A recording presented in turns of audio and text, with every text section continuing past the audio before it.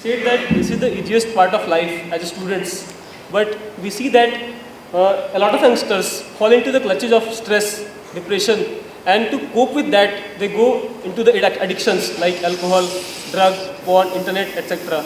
And they think that it will give them relief. I didn't know internet was along with the drugs. So, how to deal with them? Look at me, I'm always stoned.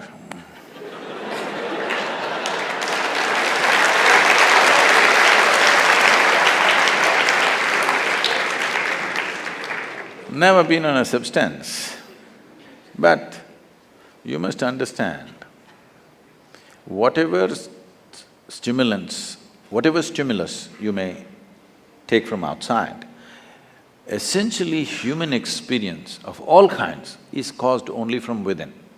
The question is only, are you on push start or are you on self-start? Which is better technologically? Self-start.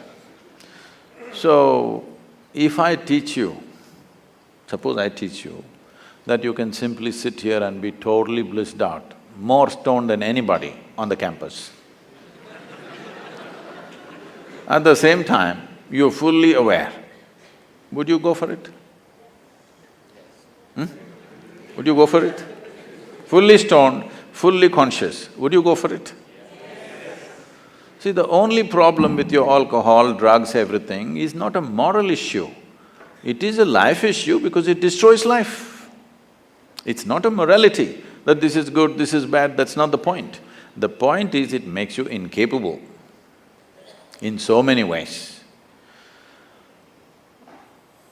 There was a certain Israeli scientist who was researching on marijuana or cannabis. Over 18 years, the US Drug Administration gave him large quantities of marijuana and he went on experimenting, and 18 years' time he came up with really nothing significant. And during mid-80s, when American agencies were fighting drug on the street, they changed their policy of fighting the suppliers in Mexico and South America. They decided to fight on the street with the users. So they said, somebody said, this is not right, you're giving this man such a big stock, we don't know what he's doing, because he's not produced anything, 18 years of research. Then he moved to Israel. The Israeli government looked at his work and they decided to give him big stocks of marijuana. And after another 3.5, 4 years, he came up with this. He found that in the human brain, there are millions of cannabis receptors. Then he threw this question to various disciplines. Anthropologists tried to look at it and say, at some time in history, maybe every human being was smoking, that's why there are receptors. Then they said, this is rubbish, because in many parts of the world it was not there. Even an Eskimo has cannabis receptors where he has never seen anything like this. Then various things happened, then the neurologists came up with this. They said, always the human brain is waiting for the cannabis, that which causes intoxication, not waiting for it from outside. It can generate from within, that is why there are receptors.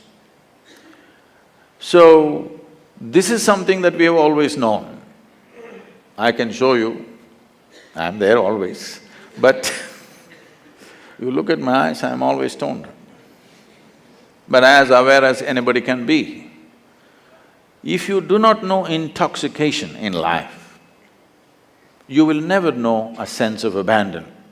If you don't have a sense of abandon, you will never walk full stride in your life. You will only walk half steps all the time.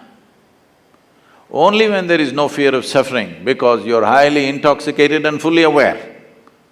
Not because you consume substances which will take away your awareness, simply because you're keeping the system, the human mechanism at its highest function. Now it is fully self-sufficient, blissed out all the time. Now you will not think of all these things.